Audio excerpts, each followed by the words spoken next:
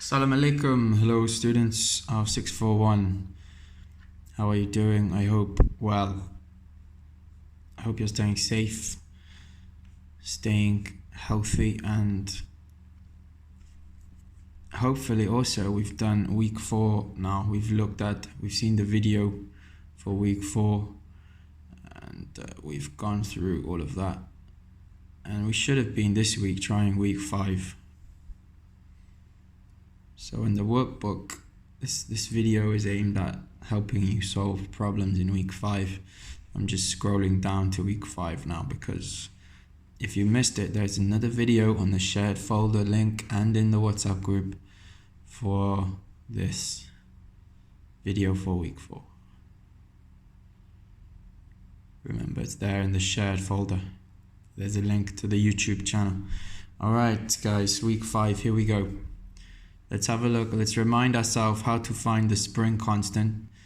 It's an equation. It's up here. We did it last week. There it is. K equals F over X. There is 2 arrangements, or there's 3 actually. You can change it to find whatever you want. But K equals F over X. So if I want the spring constant, I can just say, well, let's go back to it. K equals F over X, right? Simple. In.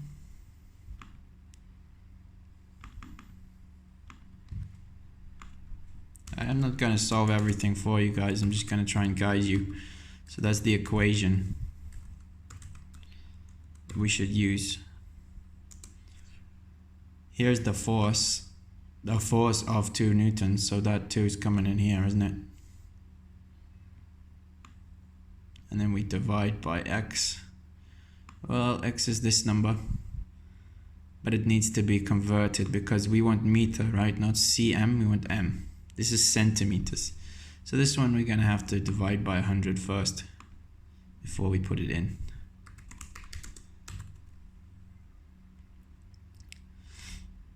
That's how we solve that for k. You'll get a value for k equals something over something. And then you can just solve it. Don't forget your units for k.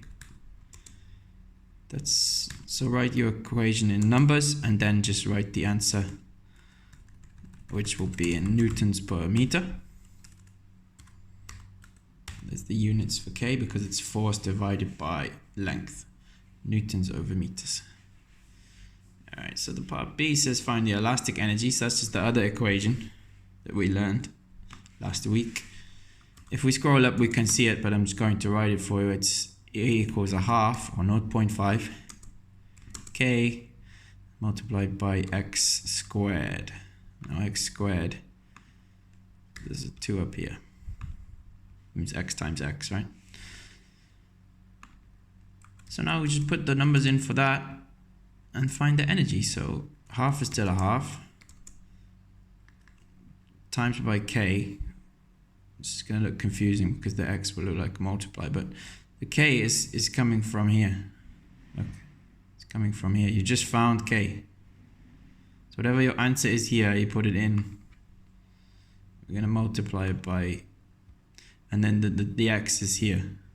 You just divide it by 100. So you have K and X already. So put those numbers in and find your answer. We're going to times it by whatever X is, and times it by whatever K is. So your K goes here from the question and your X goes here from the question, but it's X squared, remember. In your calculator, don't forget your squared. Where do they come from? There's my K. Just put it in here. That number you just found. And where's my X? It's 30 centimeters divided by 100. It comes from here. It's the same one. The same X as before. So put it in, find your number. Should be answer in joules, because that's your unit for energy. You're finding the energy stored in the spring, right? We're storing energy in the spring. Because when we let go, it uses that energy. You probably all done this before, where you can give something energy by stretching. All right. Joules, so your answer is in J for joules. There it is. There's your number to put in. Half times this answer times this answer divided by 100 squared equals something joules. That's your pop quiz. Guys, you need to do the pop quizzes. Otherwise, you don't get the marks. Make sure we fill this worksheet in. Follow the task set. Task 3 then. I'm going to solve spring 1. You guys are going to solve spring 2, okay? So spring 1 will be an example for you. We're going to find K, the spring K for constant. Remember how stiff the spring is, how easy it is to stretch. 2 different springs here. We can see this spring has a higher line. That means, what if we look at it carefully, it means it needs more force to give the same amount of stretch as the other spring. So if we just look at this horizontal line, we need 32 newtons for this spring. Well, for this spring, we only need 20 newtons for the same 4 meters extension. So which one is harder to stretch? Spring 2, right? The triangle one. Here's the key. Spring 2 is much harder to stretch. Maybe it's more like a spring from a car. It's very stiff. The spring is less stiff because it needs less force to move it. Stretch it, I should say. Extend it, I should say. Now, determine the spring constant for each spring. Let's do it. I need to find the K. Now, to find the K value, because all the points are exactly on the line, and it's a straight line, I can use a shortcut method where I just... Usually you would find the slope, right? This is from maths. You draw a triangle, you find the change in the height divided by the change in the width, dy over dx. But we can do a shortcut here. We can just select any point on the line. I'm going to do spring 1, remember, so that's the squares. Let's look at this one. Doesn't matter what point we choose because all the points are exactly on the line. We've got perfect proportionality, perfect data, you could say. So here's the point I'm choosing. You need to be careful now. You're going to draw your arrow. You need to draw it exactly horizontally. Can't be down here. It cannot be up here. It must be straight horizontal to the line to give you a good number. And I can see my force at this point is 20 newtons. That's the unit, right? Now again, you have to be careful drawing your arrow, make it perfectly vertical. So vertical line, straight down. This line is good, this is bad, this is bad, even this is bad. It looks almost, but you get a different answer, right? Here I'm getting 3.5, but my answer should be 4. So perfectly down, perfectly to the left will give me an extension. So after 20 newtons of force, you can see I've got 4 meters of extension. Now I need to find K, so I'll just use my equation. K equals F over X, right? From last week. Spring constant is the amount of force in the spring divided by how much it stretches. So what's my force value? 20. You're just doing the same thing as before, but you're just taking those numbers from the graph. Now this is not the slope method, this is the cheat method. We'll do the slope method next, I think. Okay, that's easy enough. So what do I get? Just have to write down your solution. 20 over 4. 5 newtons per meter. I could do this with any of the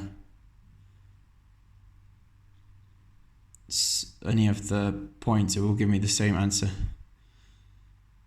If I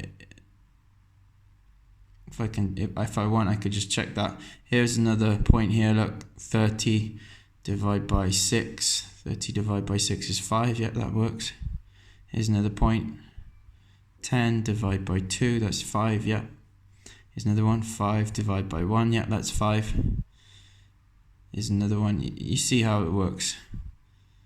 25 divided by 5, yeah, still 5. Okay, you do that for spring 2 now. Pause the video, get that done if you're doing it live. If not, let's go to the next part for spring 1. It says how much force is needed for 5 meters of extension. Well, we could just take it off the graph and say, well, here's 5 meters, so I'll just draw an arrow up here and find my force. That'd be 25. Must be 25 newtons at 5 meters, right? Or I could do the equation, because if I don't have a graph which I can read, I know the spring constant now is 5. So if I say, rearrange that equation from before, F equals kx, well, k equals 5, because the spring constant is always the same. That's why it's called a constant. Constant means to keep the same. It's just a number that links to the spring. It's always the same. The force and the extension are changing, but spring constant is always 5. Doesn't matter what the force is for a Hooke's law spring. Okay, extension then. Well, what is the extension for this? Compare the amount of force. We're trying to find F to stretch this spring by 5 meters. Spring constant was 5. What about my extension? Well, we're stretching it by 5 meters. That's the extension. So just 5 times 5. So 25, what's the units for force? Famous scientist called Isaac Newton, N 4 newtons. There we go. You do that for spring 2 and it says compare them, so then you can see which one took the more force.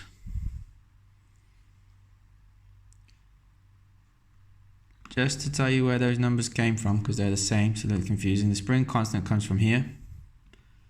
So when you're doing spring 2, your spring constant will be your answer to spring 2 in here. And the 5 meters just came from the question here, 5 meters.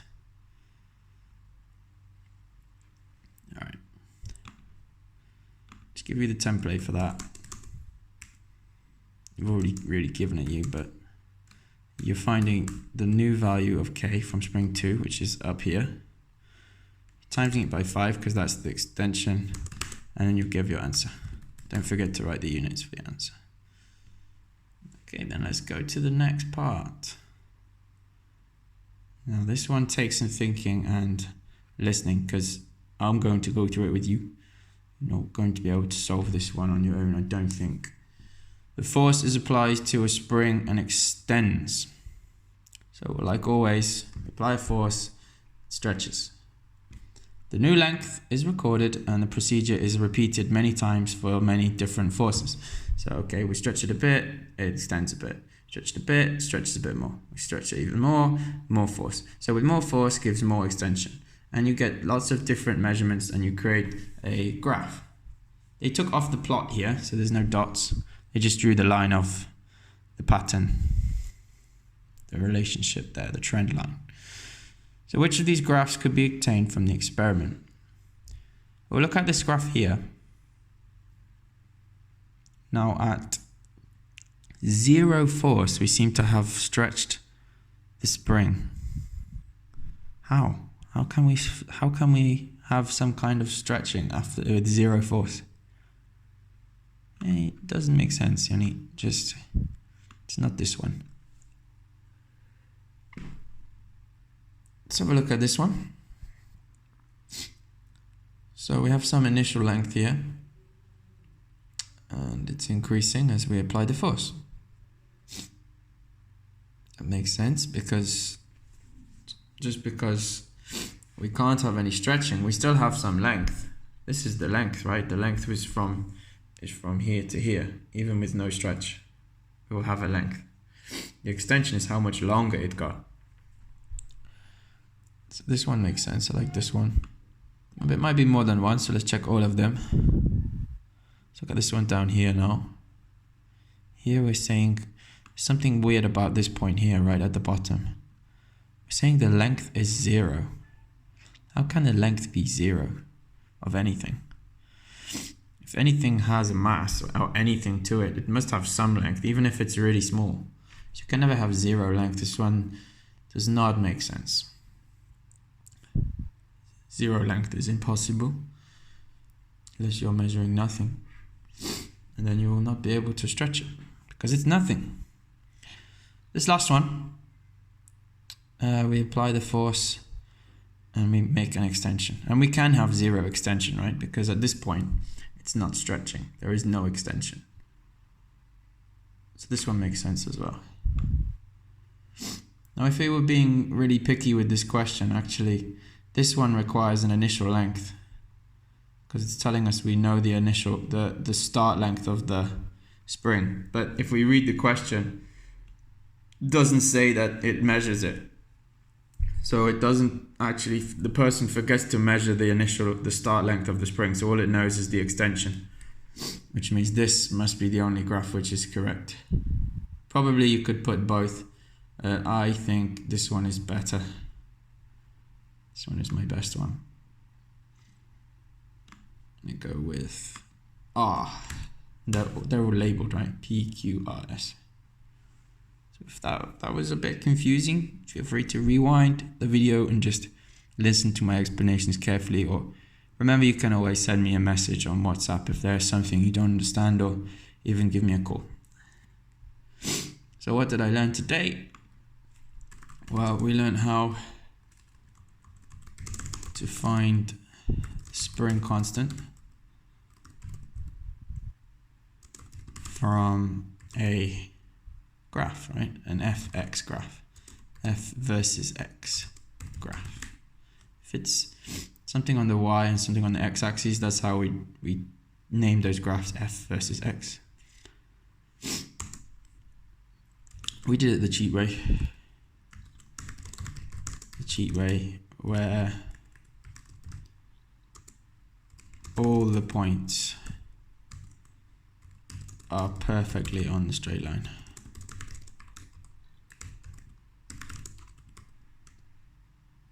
So important to know that you can only use that method for that question.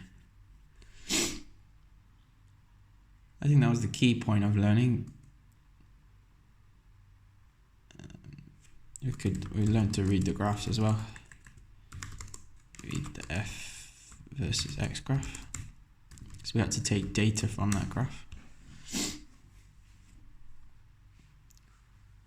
Okay, just write something in your what did I enjoy box, and then let's go to the next half. So lessons 19 and 20. Our objective to represent Hooke's law graphically and find the spring constant through it. So similar objective to what we just talked about, really, but we'll look at it from a different way. We're going to actually make a graph now. So pop quiz 8. How can we measure the spring constant from force extension graph? From a force extension graph. Okay, well, we've just done that, but we're going to do it the proper way today, which I haven't told you yet. You have to find the slope of the graph, basically. So you can write that in. If you missed that, rewind. I just told you the answer. You can Google it and find your own better way of saying it, but I'm going to leave you to answer that question. Pause the video there to do that pop quiz. Let's move on. If you're not live and you're just watching, representing Hooke's law graphically. So we're going to draw a graph now. You need to be paying attention. We've got here some data of the force, and as we increase the force, we increase the length of a spring. Now pretend this is a spring. This is as close as we're going to get from my home. As I apply no force, I get no extension, right? That's the length. About 45 millimeters. Yeah, this is actually about 44.5 centimeters or 45 millimeters. That's about right. So then I apply 1 Newton. So I add a mass. Pretend I added a mass here. 1 Newton. Oh, now it's 65. Now I added another mass. Now it's 2 Newtons. So now we get 85. And you can see he's measured and he's recorded measuring with the ruler each time as he adds another one of the masses to get a higher force there. And that's his experiment. Now he didn't measure extension, but he can calculate it. We'll do that. The first question though says, what is the length of the spring when unstretched? When unstretched. Unstretched means zero force. So you can read that table there and see that, well, at zero force, how much length do we have? So there's no trick there. This is the initial length. Complete the extension row table. Okay, let's do that now. So how much extension do we get if we have no force? How much longer is it getting here? No force. Clue is in the shape of this. Zero. It's not getting longer. There's no extension, there's no stretch to begin with no force. Link these vertical columns like this. Yeah. Okay, my length now is 65, so how much longer did it get? From 45 to 65. Well, if we can't do that maths, we can put it in the calculator. 65 minus 45, right? It's going to be 20. For the next one, we're going to do 85 minus 45 because it's even longer now. See how I'm always just doing that number minus the start length. Start we call initial, the start length of the spring. Or in my case, the hairband. 85 minus 45, I get 40. You see the pattern, 100 minus 45, again, 55. As you can do the last two, I'm just going to give you the template for this one, 125 minus 45 again. And the last one, you should know what to write there. Fill it in, complete it.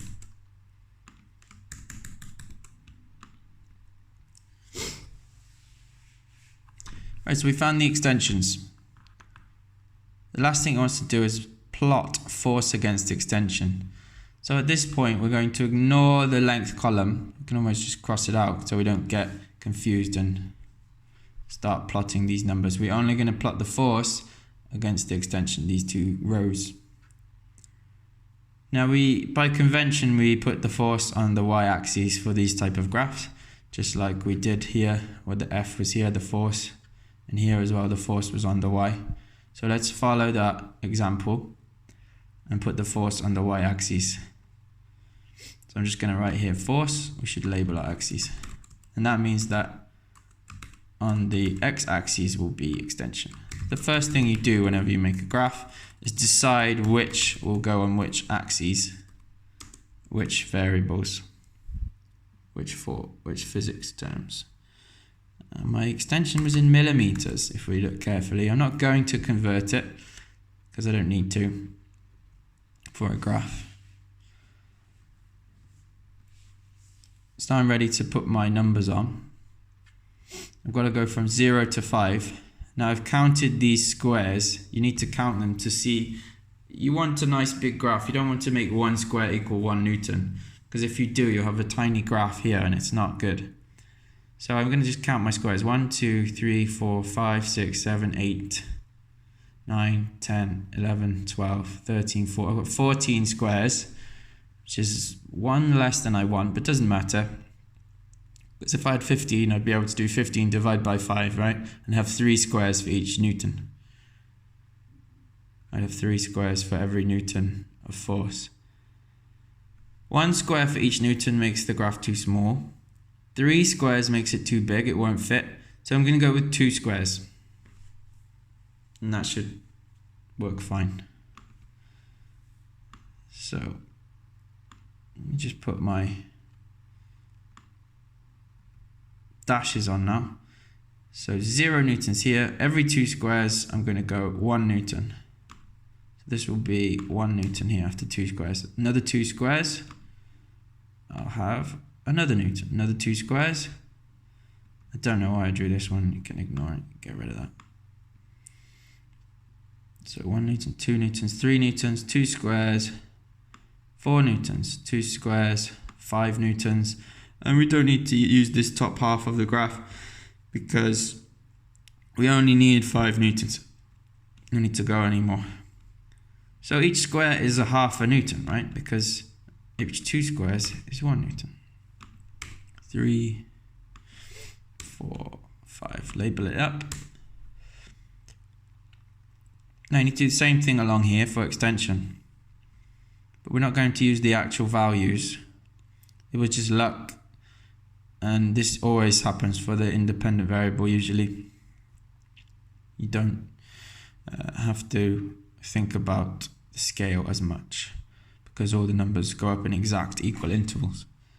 Well, this one we don't. Our biggest extension here, if you calculated it, would have been 100.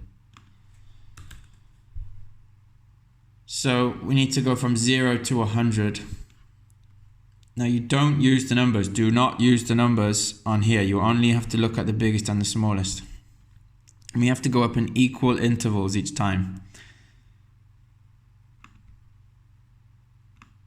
So let me just count my squares. 1, 2, 3, 4, 5, 6, 7, 8, 9, 10. I've got 10 squares there. 14 squares. Again, not a great number.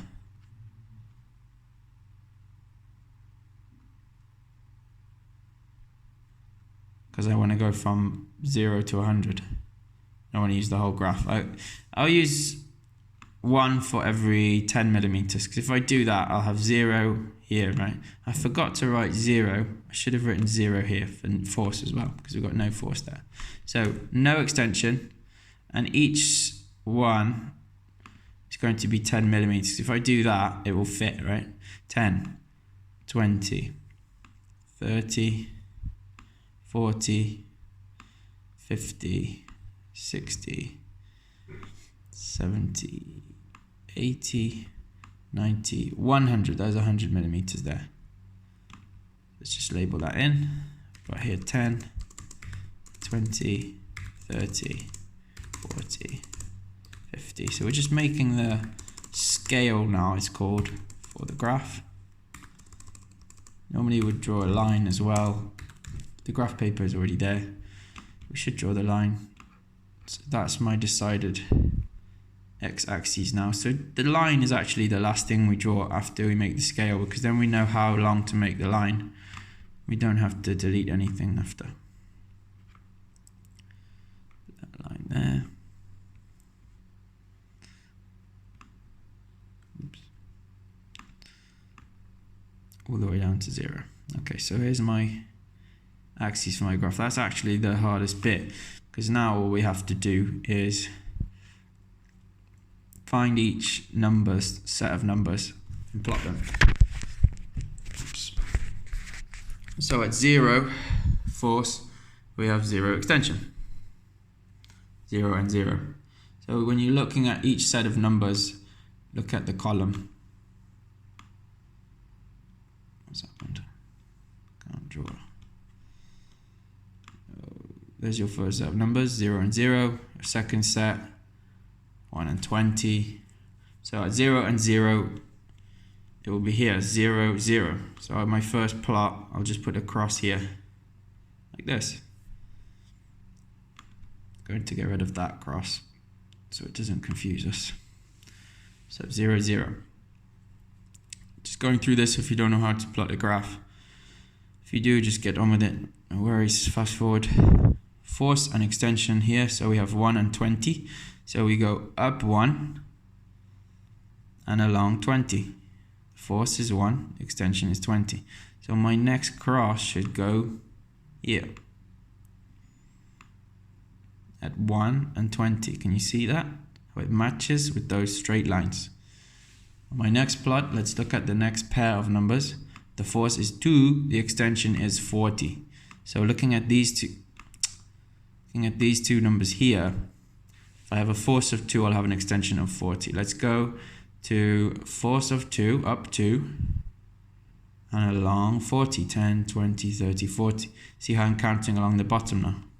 Because my extension number was 40. So I'm going to match that. I'm going to draw my cross here. Should be a cross Let's look at the next one. What have I got? At 3 newtons, I have 55 millimeters of extension. So now I'm going to go up 3. 1, 2, 3. And I'm going to go along to 55.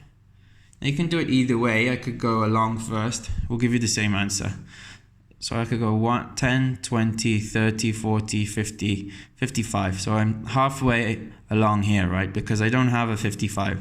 So what do? I just say, well, it's in the middle. It's between 50 and 60. Right in the middle, actually. So along in between these two, the middle of these two, and up to 3. There's my 3 line. So draw it in. It's not on it's not on a line, on the vertical line this time, because we're halfway between, but we should still be on the 3 line. So you can see how you can either go along and then up, or you can count up and then along, but you must do both. Now we're starting to see the pattern. You do the 4th one, you should have got a number here, and the 5th one, I'll enter it in then. 125 minus 45, so get 80.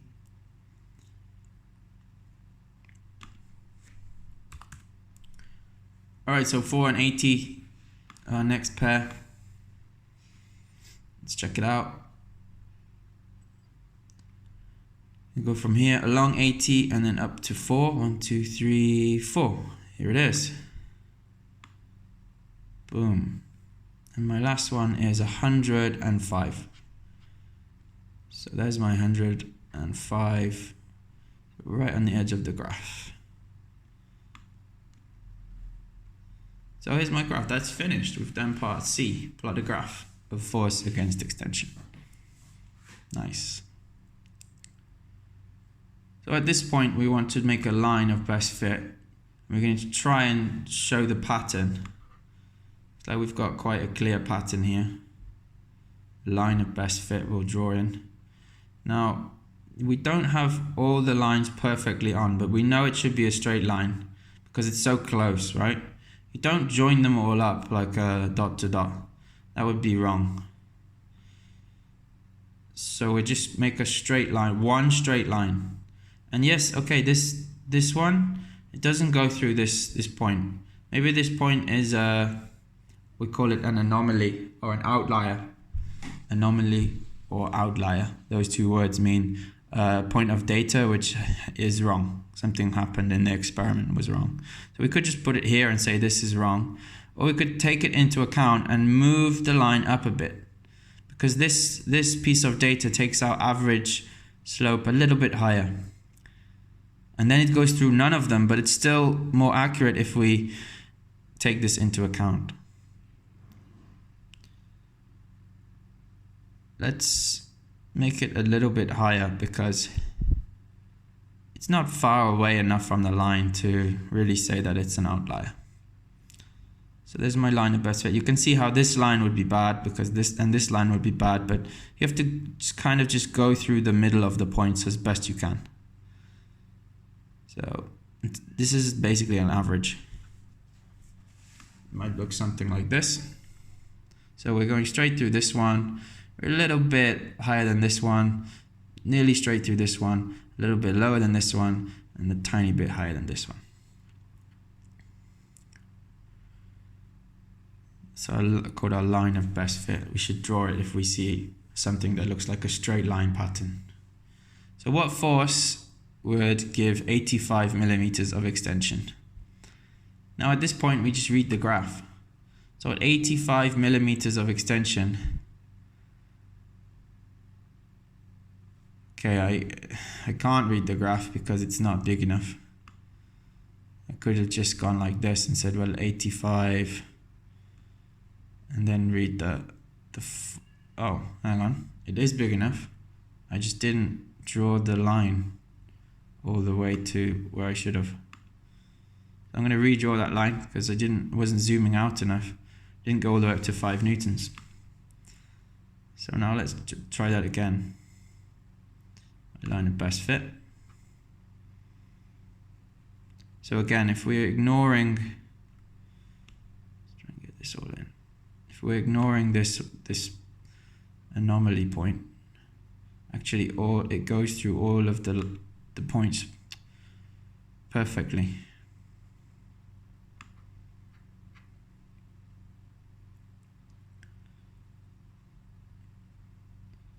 So maybe that was an anomaly. Say it was. Makes our question easier. Call this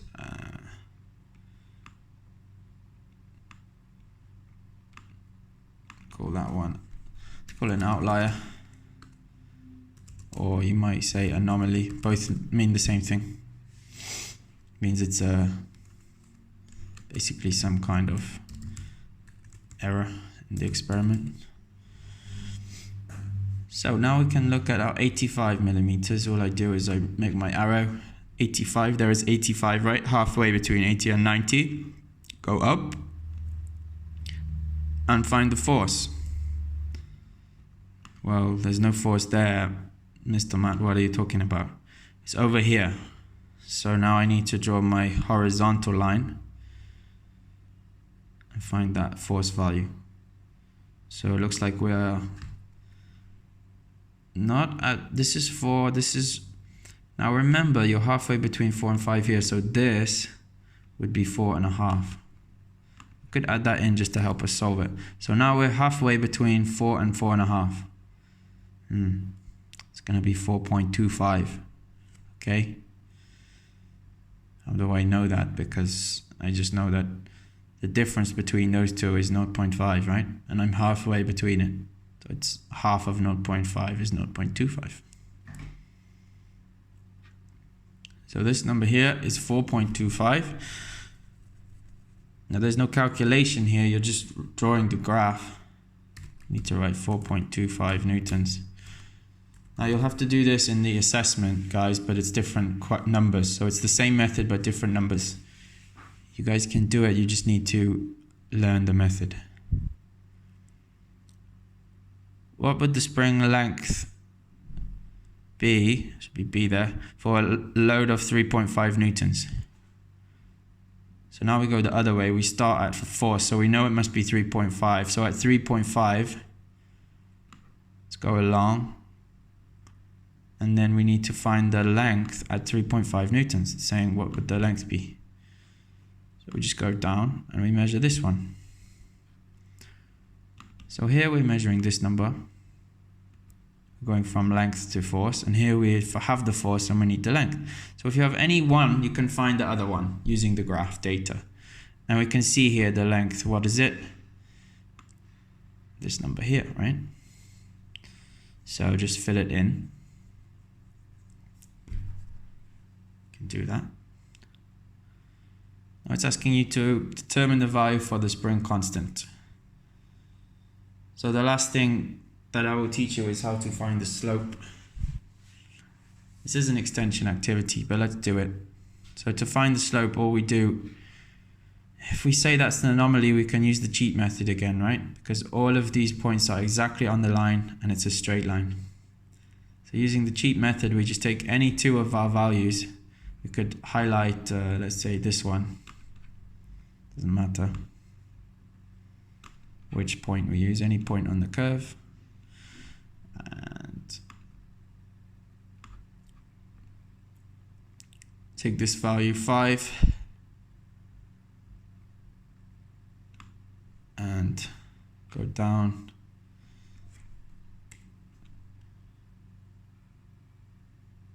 So we're finding the 2 points which match up. So at 5 newtons we have 100 millimeters. So the force is 5 and the extension is 100 basically. We're finding the spring constant, so easy. Whoa, what happened there?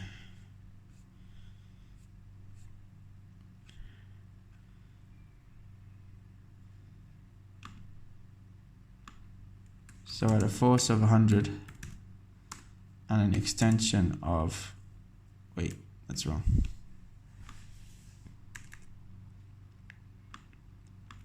That's an x of 100.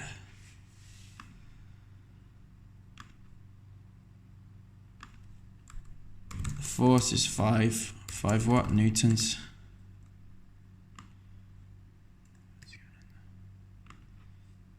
The extension x, how much it's stretched. It's stretched 100 millimeters with 5 newtons of force, and it's asking us to find the spring constant k. So you use your old equation from the first lesson, k equals F over x. You can do it from here, right? It's easy. Be careful, you need to convert from millimeters to meters. How do we do that? You need to divide 1000 to convert from millimeters to meters. So once you've done that, you can just put those numbers into that equation, F taxine x, get your k value. The units would be, remember, newtons per meter. Put that number in, voila. Now again, that's the cheat method. I haven't seen any questions here where they make you find the slope using the slope method. But if you did, you'd just draw a triangle and you'd find the difference in the height over the difference in the width. So I'll quickly go through that. If we wanted to do it the long way, whoa, why does it keep doing that?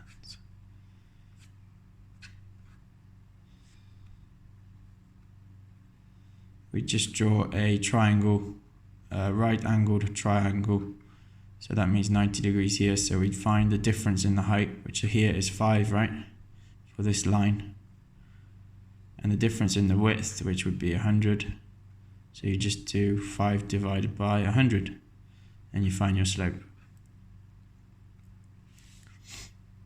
Your slope there would be k, but it would be k in newtons per millimeter because you did your extension in millimeters. So if you did the slope in that case, your units would be different, but the slope is the spring constant, okay? This is a key fact. When it asks you to find the spring constant using a graph, you just find the slope, which is the difference in the y divided by the difference in the x of whatever your straight line is.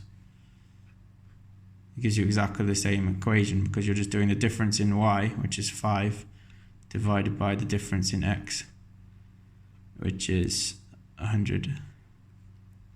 Well, look what you're doing here, f over x, 5 over 100. I'll just write it here just to give you a... So to find k, so our spring constant,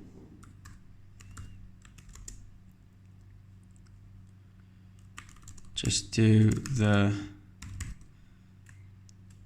following equation. So k equals the slope. So if you know how to find the slope, that's it, that's all you need. If you can't remember, then it's the change in the vertical distance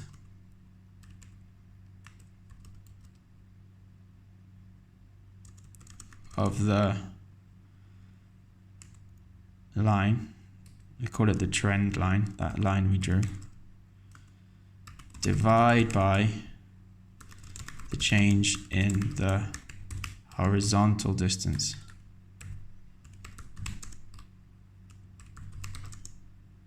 of the trend line.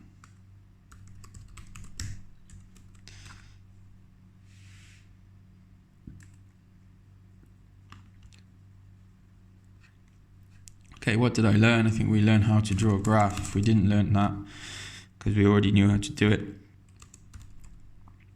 then fine, but it's not the same as in maths. You have to add more elements in physics. So how to draw a graph in physics related to Hooke's law. Remember, it's all based on Hooke's law, F equals kx. If we have a straight line, then we say the spring is obeying, it's following the law, the rule. All of the questions we've had the spring is following Hooke's law. It's good for Hooke's law. If we had a curve, then we would say, well, this is not Hooke's law. We cannot use F equals kx. Something different. Maybe it's not a spring, maybe it's a rubber band. You would get a curve if you had a rubber band. All right, that's everything for today, guys. You can, once you've done all of that, have a go at the assessment. A lot of the questions are similar, they just change some of the numbers, so you can apply those methods, go back to those problems you solved with me, and again, let me know if you have any problems. All right, guys, good luck, and thank you.